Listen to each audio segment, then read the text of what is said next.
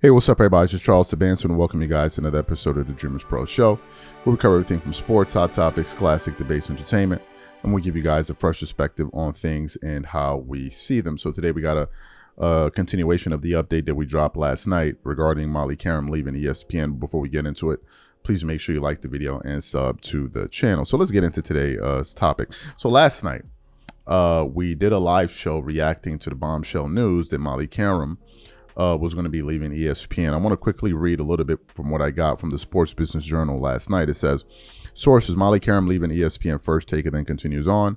Molly Qerim, the host of ESPN's First Take since 2015, is leaving the network at the end of the year. Sources tell Sports Business Journal. Qerim first started at ESPN in 2006, working on digital/mobile efforts before moving over to the news team in 2008. Sources tell Sports Business Journal that ESPN offered Qerim a contract, but she chose to move on. Sports Business Journal last year named First Take as one of the 25 best current sports shows, studio shows.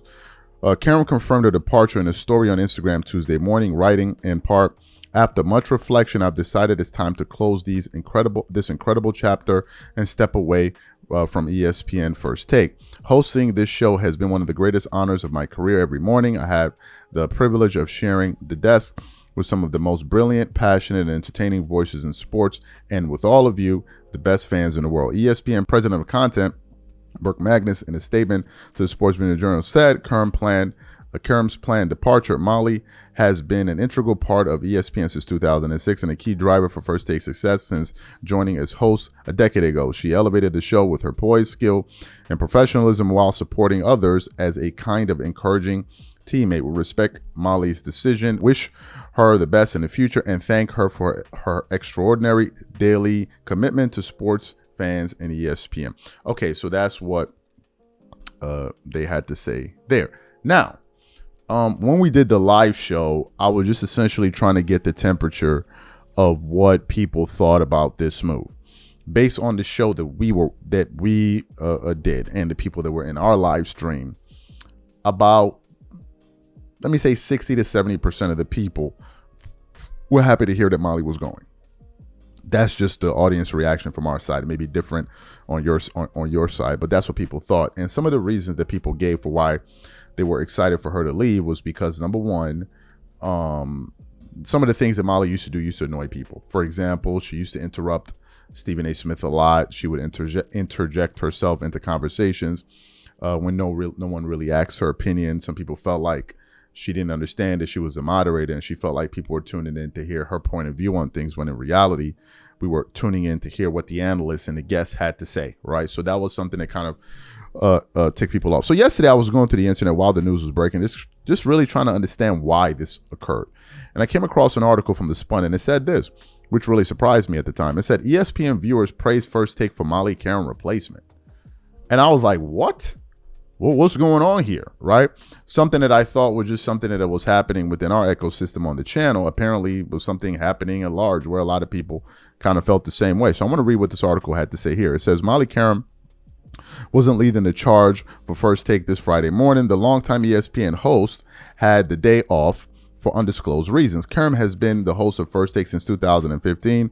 She does an excellent job handling some of the most unpredictable personalities in sports TV, such as Stephen A. Smith, Chris Mad Dog Russo, and Ryan Clark. In addition to covering all of the championship events, Qerim has a breadth of experience with celebrity red carpets, A-list musical and TV film / guest interviews, UFC, MMA coverage, tennis, boxing, and more. Qerim's bio for ESPN states, off the camera, Qerim is a philanthropist and an ambassador for Boys and Girls Club of America, the Innocence Project, and is an advocate for endometriosis awareness.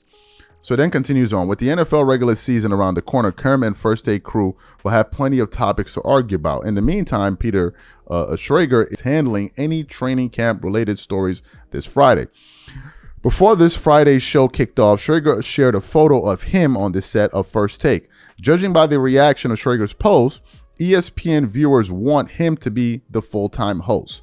Please bring some integrity to this show. We look up to you for your honesty and journalism, one fan commented. No screaming matches, please. Another fan said, you should be the full-time host, Peter. Another person said, ESPN, please, for the love of God, make this permanent. A third fan wrote. Another person wrote, that's awesome, man. Miss the FB used to be Nate, Clay, and Kyle, but you deserve all of this. One of the best grinders in the business, a fourth fan said, and people just kept on going on and on and on and on. So essentially what this article is saying here is that the day that Peter stepped in to kind of fill in, let's say, let me not say replace, but fill in for Molly, fans were elated. Fans thought that this was going to be a permanent thing, or at least that's what they were hoping for. They were hoping that, this guy will replace Molly. Now, obviously, ESPN must be looking at other things, and they're not looking at what people on the internet and what you and I think. There must be, the things that they value must be different from what we value. Hence the reason she was on the show for 10 years. And also, this isn't a firing.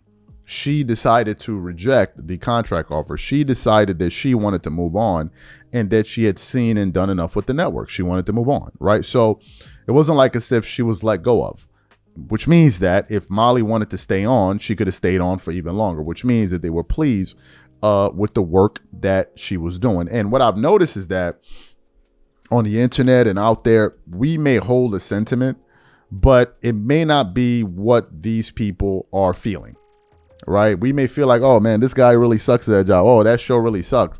Why is this person on that show? Why is that person on the show? And you still see this person on the show or whatever other show for years and years and years. And you're wondering why. How come they don't see it?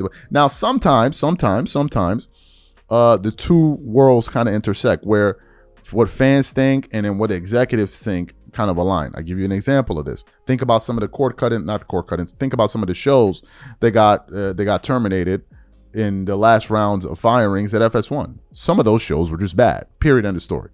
Undisputed was bad. It wasn't fun to watch. It was boring. The other show with Paul Pierce and I think Joy Taylor and Keyshawn, that show was boring as hell too. And the Craig Carton show, I didn't really used to watch it. I saw bits and pieces of it there, but apparently they thought that show wasn't good as well. And a lot of people kind of felt that about these three shows that I just mentioned. So there you kind of have an intersection where people are saying, bro, this is not good. This is boring. And then the executives see it as well. And then they decide to make a decision. But in the case of Molly, they loved her. I think Stephen A. Smith loved having her on the show. He has always given her her credit and said, Molly's been an integral role in what they've been doing in terms of the success they've been having together over the last 10 years. So, this wasn't something that ESPN wanted to do. It was all her decision. But to hear that fans had been clamoring for, or rather viewers had been clamoring for this, maybe she heard it. I don't know. Right? I don't know. I'm just speculating right now. These are my thoughts. Whatever you guys think, please leave your thoughts and comments in the comment section, and we'll catch you on the next show. Peace.